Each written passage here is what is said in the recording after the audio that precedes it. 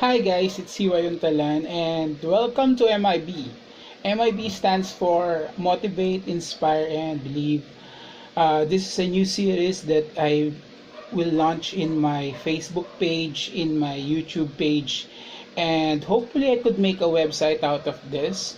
So I want to make motivational videos every day, and I hope I could make it every day from Mondays to Fridays.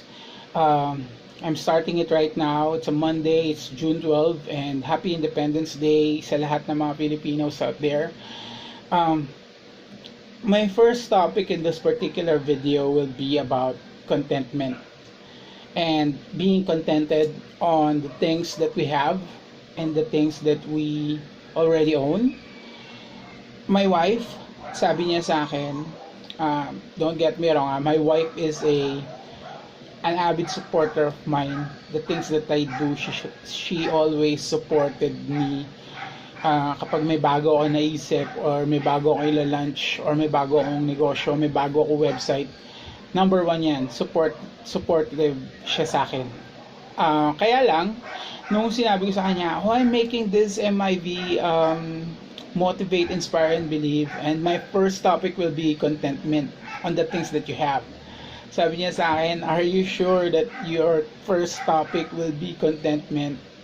Why? Because for those of you who know me, I always carry around a lot of gadgets. Usually I carry minimum of 3 to 4 phones. Kahit nung hindi pa uso mag-carry ng 3 to 4 phones, no, I carry those things. And I always have a reason for that, because I usually use one for this business, I use one for this website, I use one as a personal phone. But yun nga, kaya ang sinabi niya na siguro ibang topic muna. Sabi ko, hindi, ito yung nafe-feel ko na gusto kong pag-usapan ngayon eh. So pag-usapan natin ngayon is basically contentment. And you know, when I was young, siguro younger, during college years, I have this Nokia addiction. Nung time kasi na college ako, Nokia is very big back then. My first Nokia phone is the 3310, the old reliable 3310, the indestructible, sabi nga nung iba, 3310. So I love that phone. I played Bantumi, Space Impact, and Snake. Although I'm not that good in Snake, parang every inch ng phone, lahat ng menu niya nabuksan ko, lahat ng sides niya nakita ko, and I really love that phone.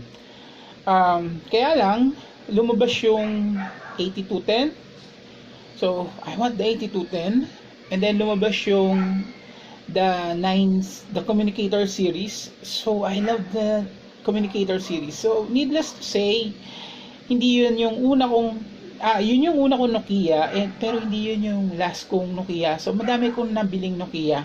And then one time, merong parang radio station sa gabi, usually to, no, uso nun yung meron silang tanong, tapos tatawag ka, tapos sasagutin mo yung tanong nila, pero wala siyang price, parang just for the sake of discussion lang. Okay, so ang topic nun, I forgot the radio station, but the topic is, what will you do with a million pesos right now?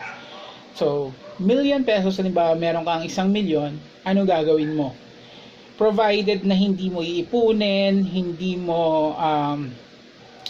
yung long term. So wala kang iniisip na long term.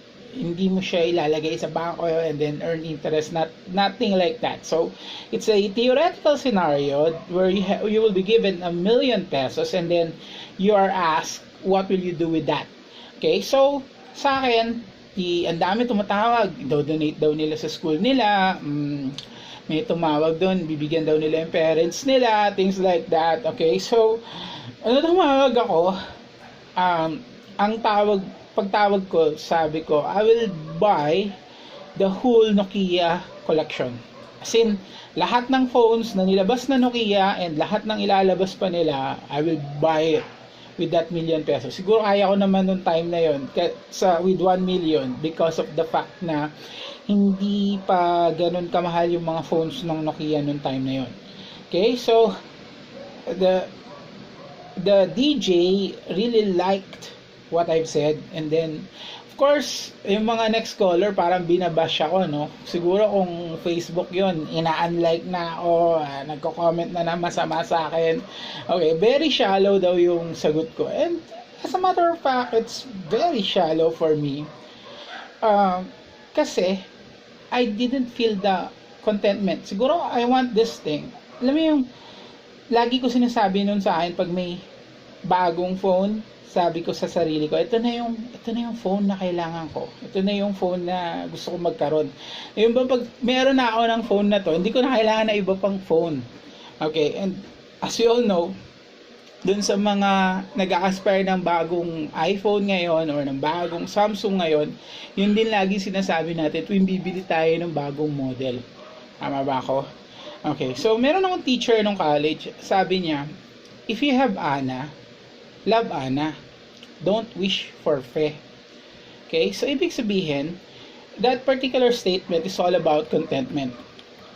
In Philippians, so I will read the message of Paul to the Philippians.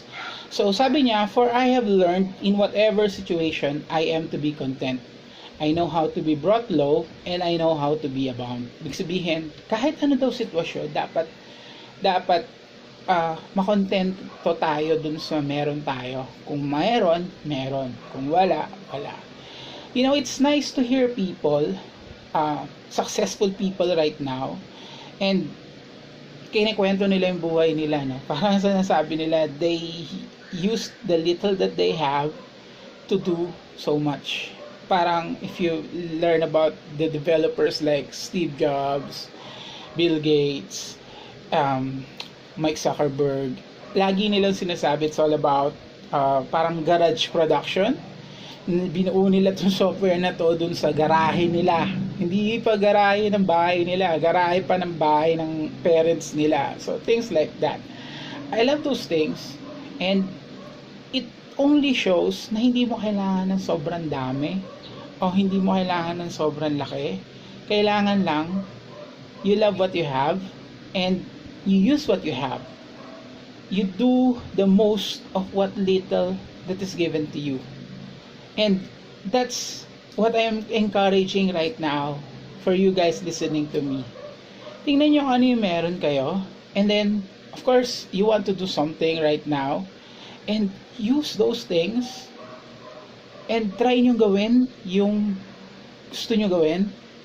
For example, gusto mo gumawa ng isang program or gusto mo gumawa ng isang website, hindi mo kailangan yung bagong MacBook Pro.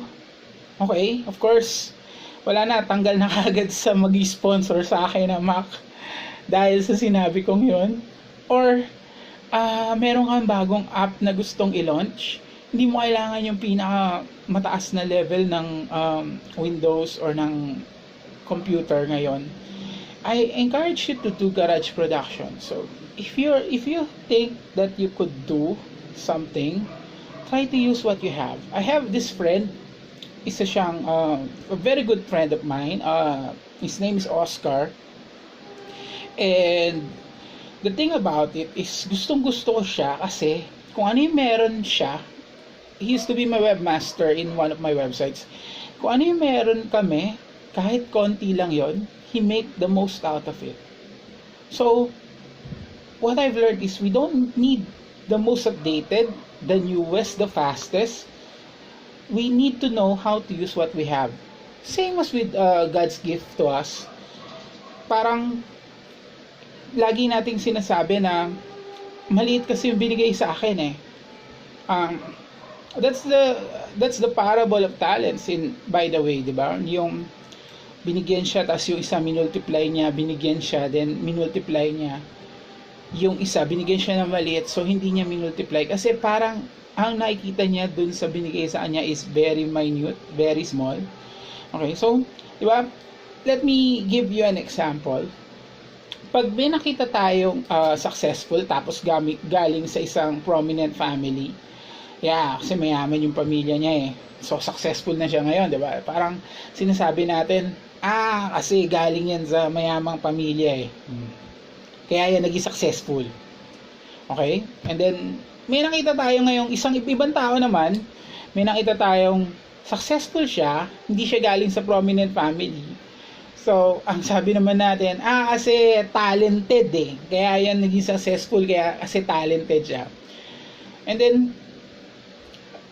meron tayo nakita, ibang tao naman, hindi siya galing sa prominent family, hindi siya ganun ka-talented. Ano na sinasabi natin ngayon? Kasi swerte. Sinwerte yan. Kaya naging successful yan. You know, the difference between those people who became successful and us is that they are not afraid to use what God has given them. Siguro yun yung reason kung ba't ko ginagawa tong video na to eh. Kasi ito lang yung alam kong one of the talents that God has given me. So, gagamitin ko to. Be contented on what you have and use it all. Sagarin mo.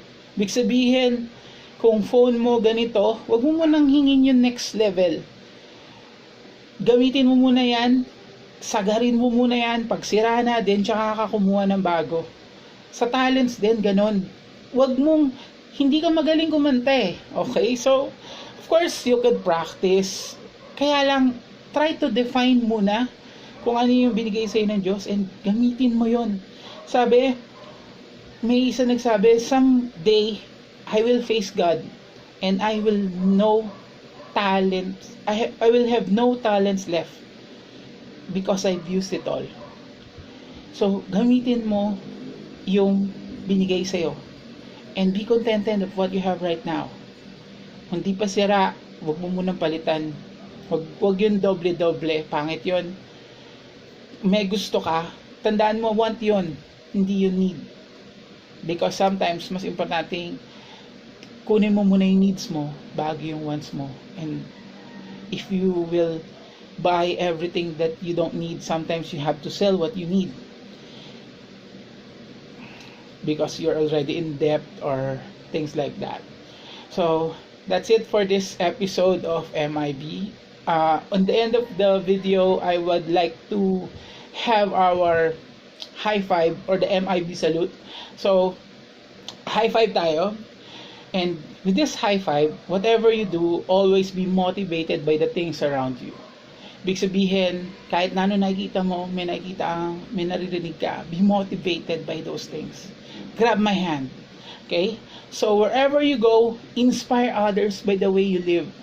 Ibig sabihin, huwag kang maging tao na malulungkot yung ibang tao dahil sa'yo. Dapat nakikita nila yung buhay mo, may inspire sila dahil sa'yo.